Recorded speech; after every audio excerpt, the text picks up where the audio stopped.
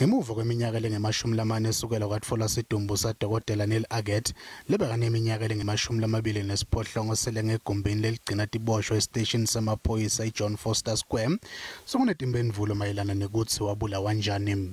I didn't expect such a clear judgment. It's been 40 years since he died. The initial inquest was done under the most awful, intimidating circumstances and exposed the system of torture by security police of detainees. Luphenyo loluthathe iminyaka lemibili ngekufa kwakhe luvete kutsi wabulawa. Having heard all the evidence, I've come to the conclusion that Dr. Niel Aggett was killed by members of the security branch.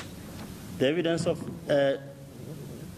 Coleman, supported by that of Jabungonya and Susan Jikalana, is vital. It is clear that something happened between 2200 hours on the 4th of February 82 and 1:30 on the 5th of February. The fact remains that Aggett was assaulted and tortured. The suspects were known to him and he told Sergeant Blom who they were.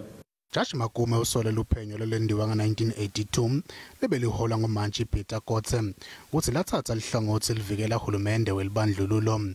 Loluphenyo lwakamuva lushiye imibuto leminingi mayelana naloku lokwatfola kuloluphenyo lwaphambilini. The magistrate made this disgusting finding, notwithstanding the fact that Aggett, in his statement of the 4th February, complained about long interrogation and lack of sleep, during which he was slapped, electrocuted, and his scrotum squeezed.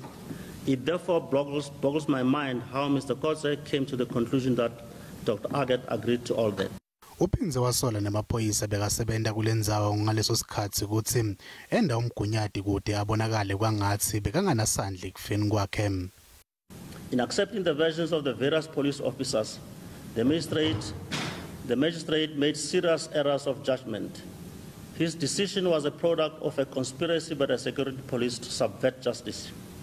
He failed to note that this was a big cover-up by police, or even if he did notice it, he justified their versions on dubious grounds. Inkantolo lephakeme ikhiphe sincumo sekuthi luphiko letebushushisa kwemphakatsi NPA kufanele luphenye bonke labatsindzeka ekufeni kwa-Aggett.